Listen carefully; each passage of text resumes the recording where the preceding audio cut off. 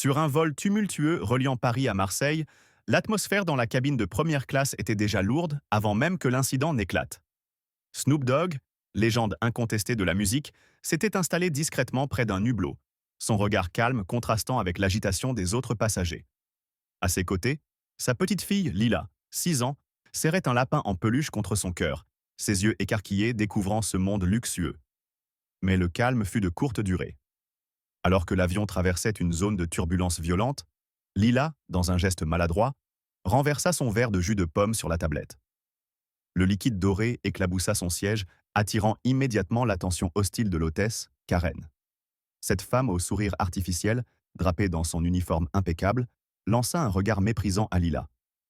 Ses lèvres pincées murmuraient à peine des mots acerbes à une collègue. Ces gens-là n'ont rien à faire ici. Le ton était venimeux, chargé d'un mépris qui trahissait bien plus que de l'agacement.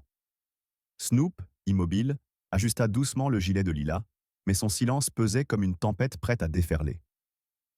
Les autres passagers, figés, sentaient l'air s'alourdir, comme si un drame inévitable se préparait. Karen s'approcha, son regard glacial fixé sur la fillette tremblante, et l'orage éclata.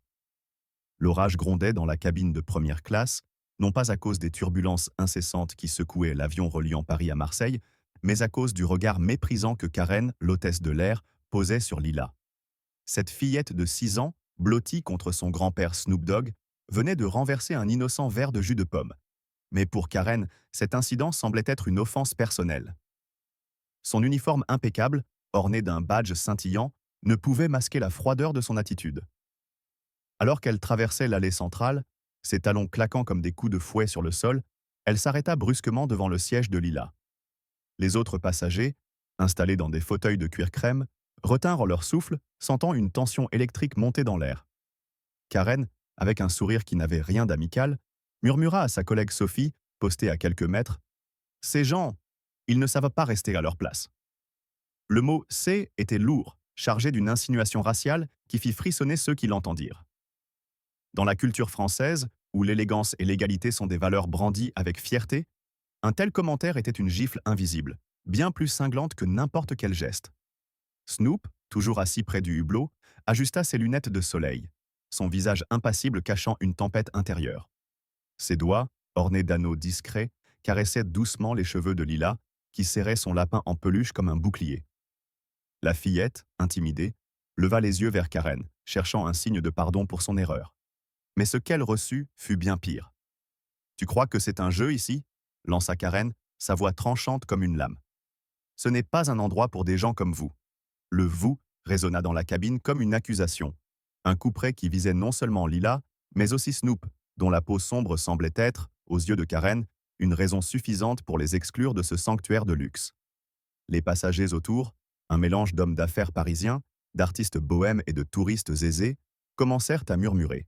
Une femme élégante, portant un foulard Hermès, fronça les sourcils, tandis qu'un jeune homme en costume ajusté serra les poings sur son accoudoir. Lila, les joues rosies par la honte, baissa la tête, ses petites mains tremblantes agrippant le bord de son siège. « Je suis désolée, madame, » balbutia-t-elle, sa voix à peine audible, un filet de son dans le silence oppressant. Mais Karen ne se radoucit pas. Au contraire, elle croisa les bras, son regard dédaigneux balayant la fillette comme si elle n'était qu'un insecte. « Désolée, ça ne suffit pas. Vous ne devriez même pas être ici, » cracha-t-elle, ses mots trempés de venin. Chaque syllabe était un coup, une tentative de rabaisser Lila et, par extension, Snoop, dont la présence imposante semblait défier l'autorité autoproclamée de Karen. Dans un avion français, où le respect et la politesse sont des piliers, cet échange était un scandale, une fracture dans l'harmonie soigneusement orchestrée de la première classe.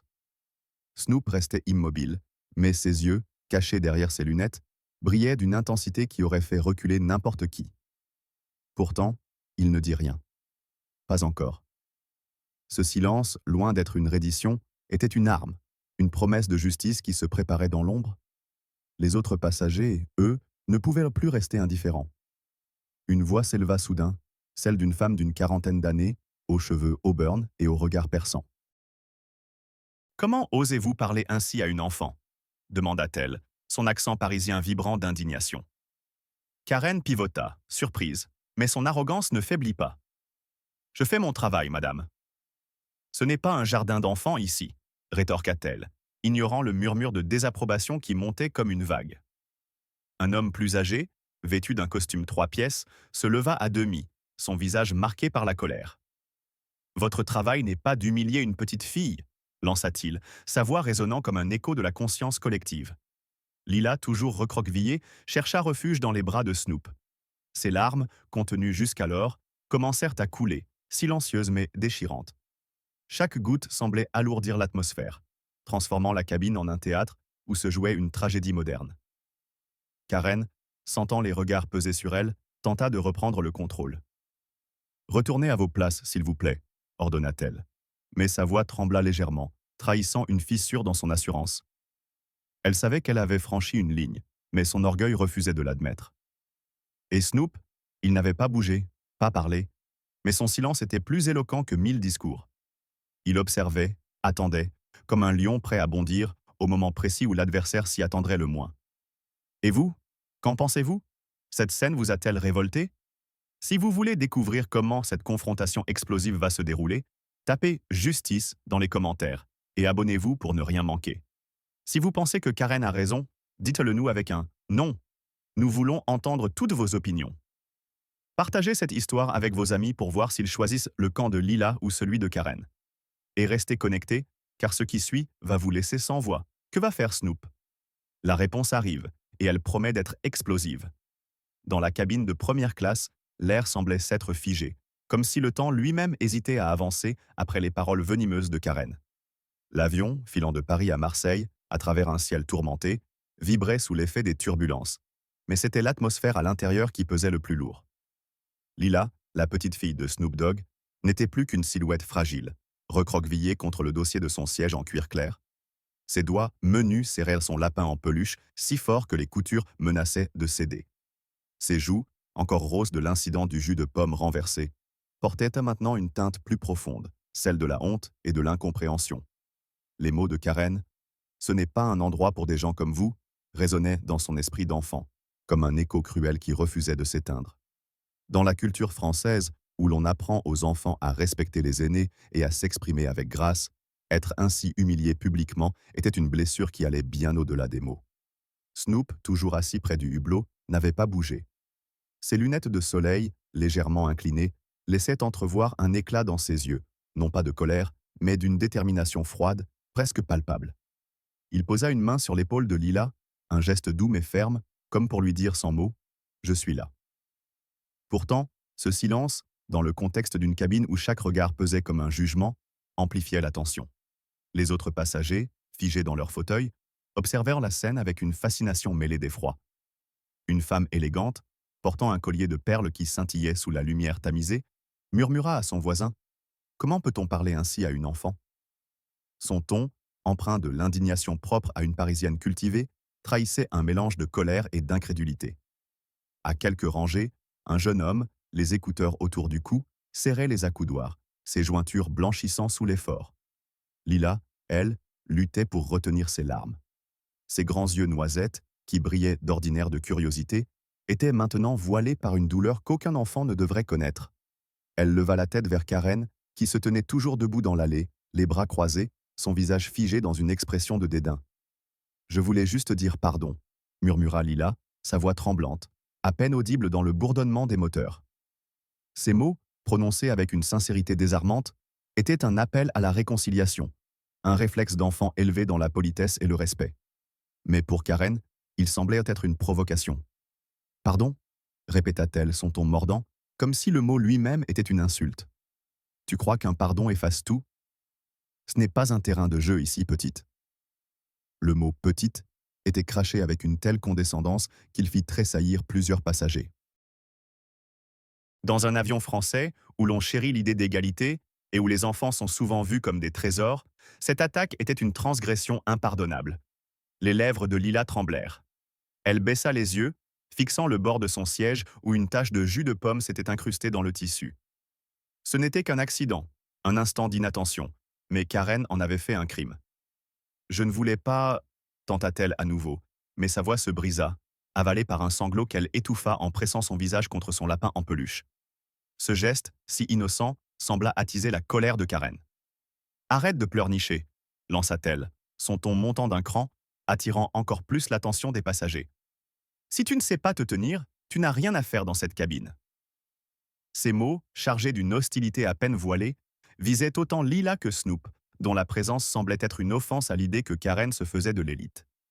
Snoop, toujours immobile, resserra légèrement sa prise sur l'épaule de Lila. Ses doigts, ornés d'un anneau gravé, restèrent posés là, comme un ancrage pour la fillette qui luttait pour ne pas s'effondrer. Mais sous cette apparente sérénité, on pouvait deviner une tempête. Ses mâchoires se contractèrent imperceptiblement, un signe que seuls ceux qui le connaissaient bien auraient remarqué. Il ne parlait pas encore, mais son silence était plus éloquent qu'un cri. C'était le silence d'un homme qui avait vu l'injustice sous toutes ses formes, qui savait que les mots pouvaient attendre, mais que la vérité, elle, ne se taisait jamais. Dans la cabine, l'atmosphère était devenue suffocante, comme si l'oxygène lui-même s'était raréfié sous le poids de l'indignation collective. Les passagers, jusqu'alors spectateurs, commencèrent à réagir. Une femme d'une quarantaine d'années, vêtue d'une robe en lin beige, se leva à demi, ses yeux lançant des éclairs. « C'est inacceptable !» dit-elle, sa voix vibrant d'une colère contenue mais puissante. « Cet enfant s'est excusé, et vous la traitez comme une criminelle ?» Son accent marseillais, chaud et mélodieux, contrastait avec la dureté de ses mots. À ses côtés, un homme plus âgé, les cheveux poivre et sel, tapota nerveusement son journal contre l'accoudoir. « Vous représentez la compagnie, madame, » ajouta-t-il, son ton grave.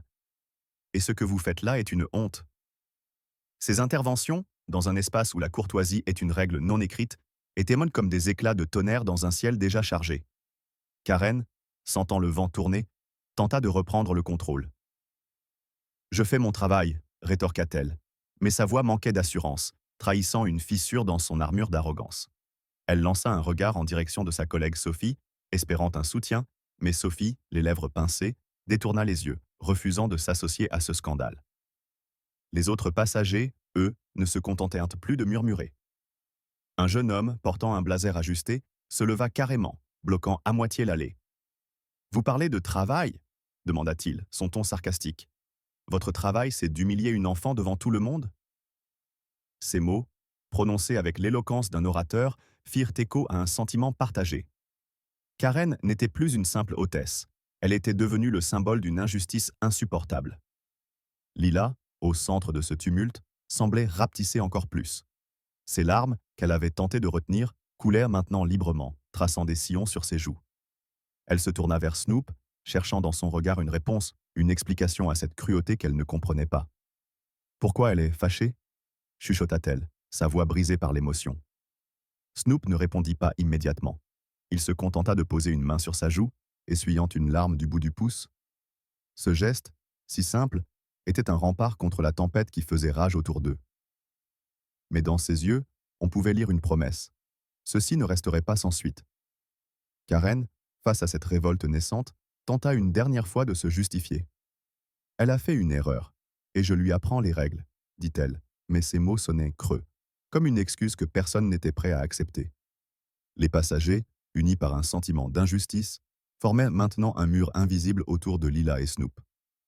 Dans cette cabine, où le luxe et la sophistication étaient censés régner, un combat bien plus profond se jouait, celui de la dignité face au mépris, de l'humanité face à la discrimination. Et au cœur de ce combat, il y avait Lila, une enfant dont le seul crime avait été de vouloir s'excuser. Un silence glacial enveloppa la cabine de première classe, comme si le monde entier s'était arrêté pour contempler l'abîme qui venait de s'ouvrir. L'avion, filant à travers les cieux tumultueux entre Paris et Marseille, semblait suspendu dans un instant d'éternité, où chaque respiration était une épreuve. Lila, la petite fille de Snoop Dogg, était toujours blottie contre son siège, son lapin en peluche pressé contre sa poitrine comme un rempart dérisoire, contre la cruauté qu'elle venait d'endurer. Ses excuses, murmurées avec une sincérité d'enfant, avaient été piétinées par Karen, l'hôtesse dont le mépris avait transformé un incident anodin en une blessure profonde. Les mots de Karen, « Ce n'est pas un endroit pour des gens comme vous », flottaient encore dans l'air, comme une vapeur toxique empoisonnant l'atmosphère.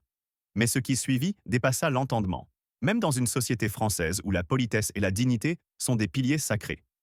Lila, les yeux brillants de larmes qu'elle refusait de laisser couler, releva la tête une dernière fois. Elle voulait réparer, apaiser, comme on le lui avait appris dans sa jeune vie, que les erreurs se corrigent par des mots doux et des gestes sincères.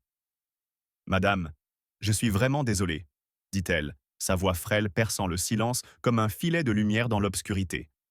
Elle tendit une main hésitante, à peine un effleurement, vers la manche impeccable de Karen, non pas pour la retenir, mais pour montrer qu'elle comprenait, qu'elle voulait faire mieux.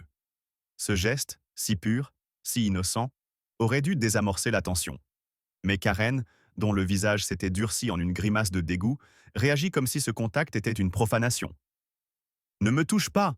s'écria-t-elle, sa voix stridente résonnant dans la cabine comme un coup de tonnerre.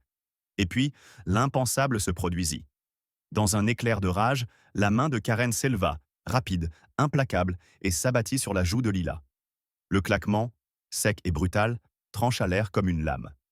Lila recula, ses petits pieds trébuchant contre le bord de son siège, sa main volant instinctivement vers sa joue rougie.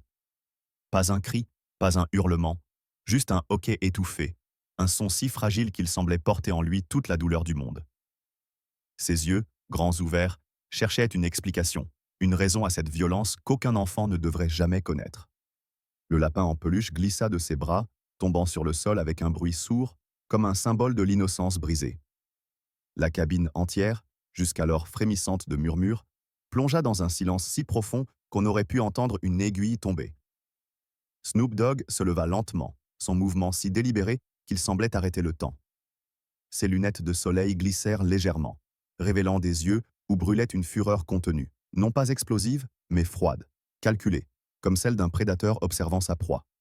Il ne dit rien, pas un mot. Mais son regard, fixé sur Karen, était une sentence en soi. Dans la culture française, où l'on valorise l'éloquence et la retenue, ce silence était plus terrifiant qu'un éclat de colère. Il parlait de justice, de retenue, mais aussi d'une promesse, celle qu'un tel acte ne resterait pas sans conséquence.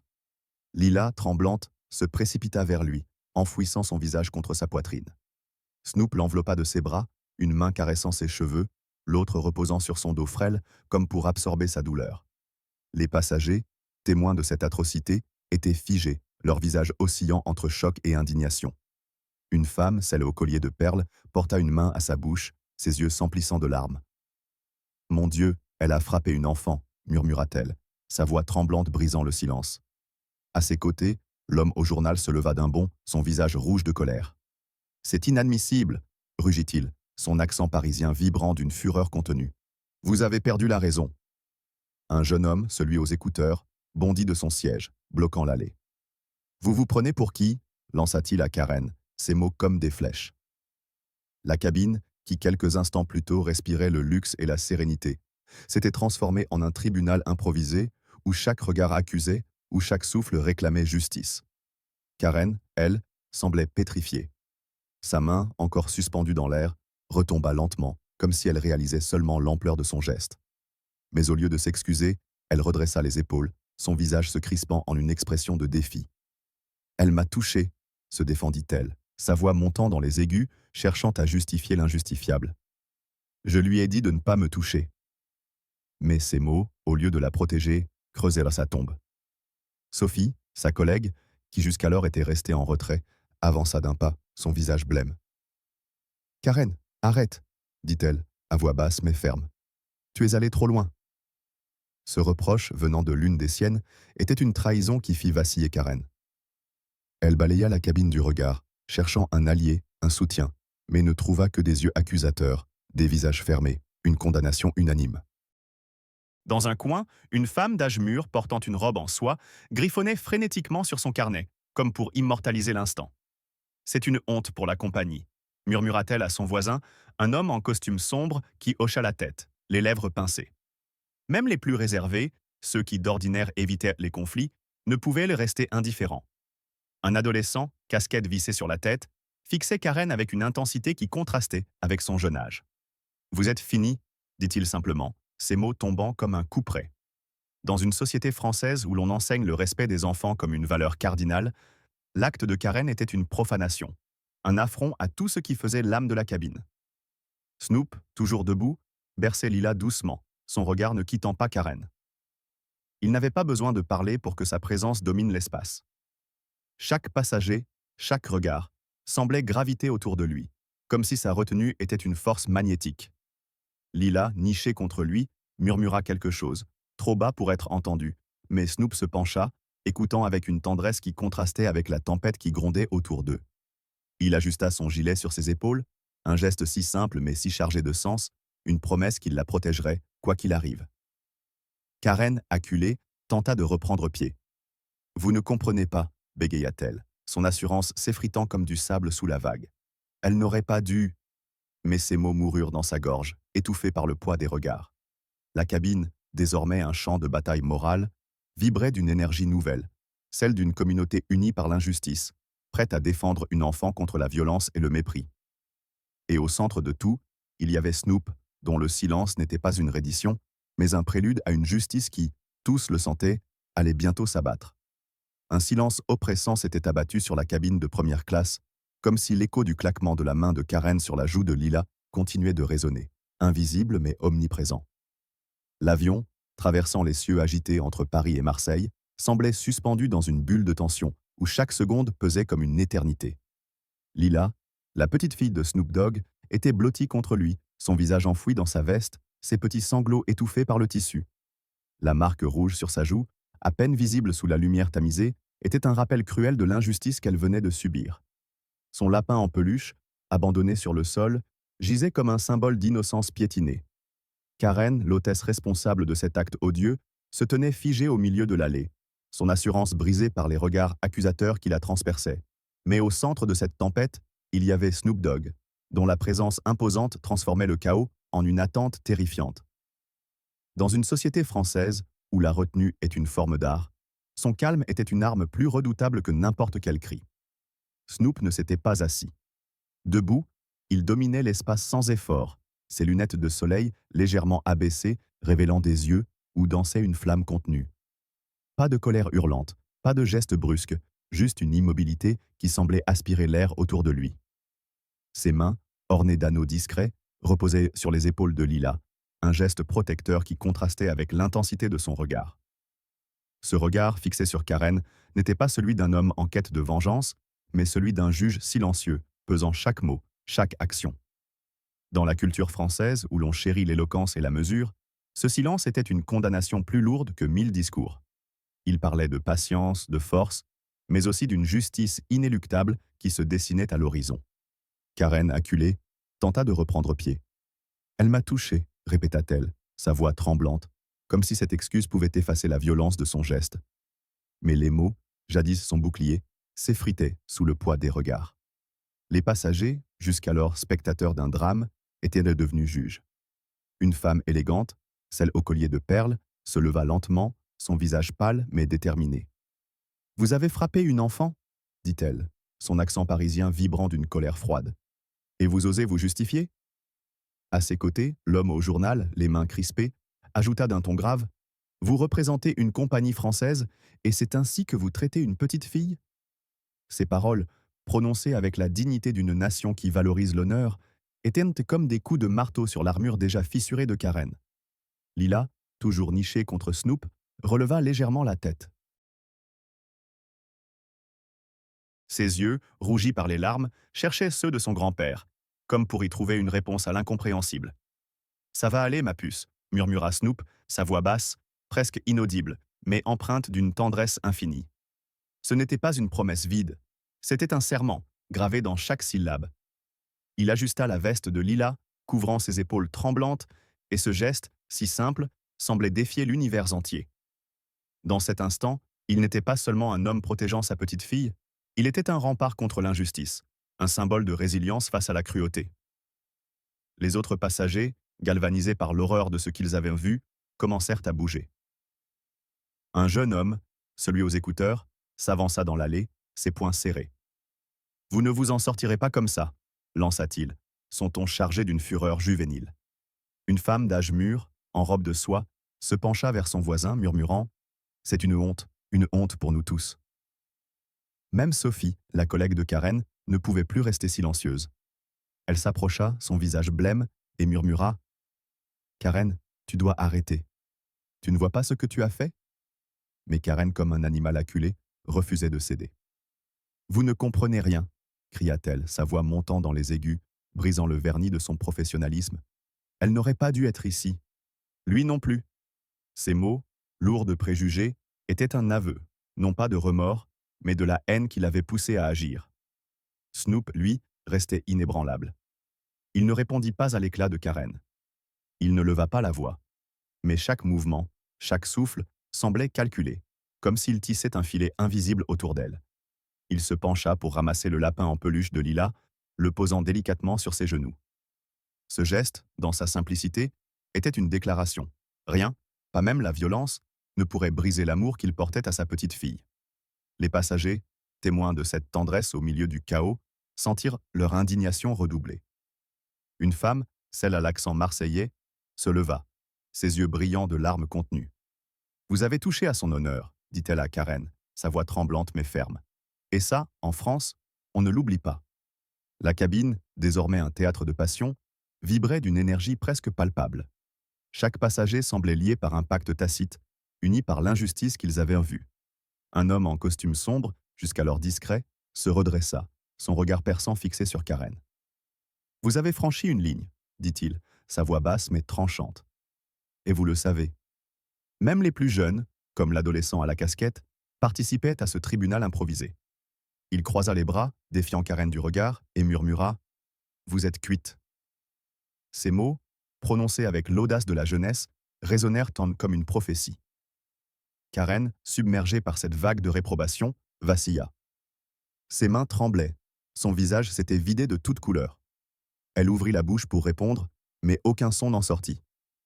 Elle chercha Sophie du regard, espérant un secours, mais Sophie s'était éloignée, son silence plus éloquent que n'importe quelle réprimande.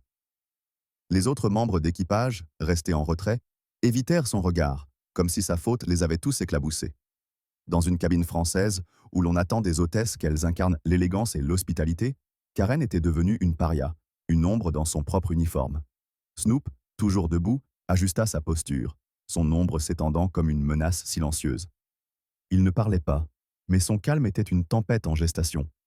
Chaque passager sentait que ce n'était pas la fin, mais le début d'un règlement de compte. Lila, blottie contre lui, cessa de trembler, comme si la force de son grand-père se diffusait en elle. Elle murmura quelque chose, trop bas pour être entendu, mais Snoop hocha la tête, un sourire fugace traversant son visage. Ce sourire, à peine perceptible, était plus terrifiant que n'importe quelle menace, car il promettait que justice serait rendue, non pas dans la colère, mais dans la vérité. La cabine de première classe semblait au bord de l'implosion, comme si l'acte odieux de Karen, avoir osé frapper Lila, la petite fille de Snoop Dogg, avait brisé un pacte invisible de civilité. L'avion, filant à travers les cieux tumultueux entre Paris et Marseille, vibrait sous l'effet des turbulences, mais c'était l'indignation collective qui faisait trembler l'atmosphère. Lila, blottie contre Snoop, ses joues encore marquées par la violence de l'hôtesse, serrait son lapin en peluche comme un dernier rempart. Snoop, debout, imposait une présence magnétique, son silence plus assourdissant qu'un cri. Karen, figée au milieu de l'allée, voyait son autorité s'effondrer sous les regards accusateurs. Dans une société française où l'élégance et le respect sont des piliers, ce scandale était une blessure ouverte, et les passagers, jusqu'alors spectateurs, devinrent les acteurs d'un soulèvement moral. La première à briser le silence fut une femme d'une quarantaine d'années, celle à l'accent marseillais, prénommée Élise. Elle se leva, ses yeux lançant des éclairs, sa robe en lin frémissant sous l'effet de sa colère. « Comment osez-vous lever la main sur une enfant » lança-t-elle, sa voix vibrant d'une fureur contenue mais explosive. « Vous parlez de couleur de peau, de place, comme si cette petite n'avait pas le droit d'exister ici. » Ces mots, prononcés avec la passion d'une Méditerranéenne, étaient un coup de poignard dans l'armure déjà fissurée de Karen. Élise pointa un doigt accusateur, son geste théâtral digne d'un drame de Racine. « En France, nous protégeons nos enfants, pas les vôtres, apparemment. » Cette accusation, ancrée dans une culture où les enfants sont sacrés, fit frissonner l'Assemblée. Un homme plus âgé, celui au journal, prénommé Henri, se dressa à son tour, son visage rouge d'indignation. « Vous représentez une compagnie française » tonna-t-il, son accent parisien résonnant comme un verdict. « Et c'est ainsi que vous traitez une fillette innocente ? C'est une honte pour nous tous. » Il tapa du poing sur son accoudoir, faisant sursauter plusieurs passagers. Sa colère, contenue jusqu'alors, éclatait comme une digue rompue, galvanisant les autres. Une femme élégante, celle au collier de perles, prénommée Claire, se joignit à lui, ses mains tremblantes de rage. Vous avez vu sa peur demanda-t-elle, sa voix brisée par l'émotion. Vous avez vu ses larmes? Et vous osez rester là, à vous justifier? Ces mots, empreints de la sensibilité d'une Parisienne cultivée, touchaient au cœur. Karen, acculée, tenta de répondre. Elle m'a touché, bégaya-t-elle, mais sa voix, jadis autoritaire, n'était plus qu'un filet de panique. Je lui ai dit de ne pas me toucher. Ses excuses, pathétiques face à l'ampleur de son acte, ne firent qu'attiser la fureur ambiante. Un jeune homme, celui aux écouteurs, prénommé Lucas, s'avança dans l'allée, bloquant le passage. Vous parlez de toucher rugit-il, son ton chargé d'une ironie mordante. Et votre main sur sa joue, c'était quoi? Une leçon de politesse? Sa jeunesse ne diminuait en rien l'impact de ces mots, qui résonnaient comme un défi.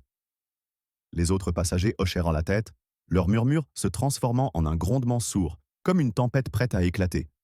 Sophie, la collègue de Karen, ne pouvait plus rester en retrait. Elle s'approcha, son visage blême, ses lèvres pincées. « Karen, tu es seule maintenant, » dit-elle, sa voix basse mais tranchante. « Ce que tu as fait, c'est indéfendable. » Ce rejet, venant d'une alliée potentielle, fut un coup fatal.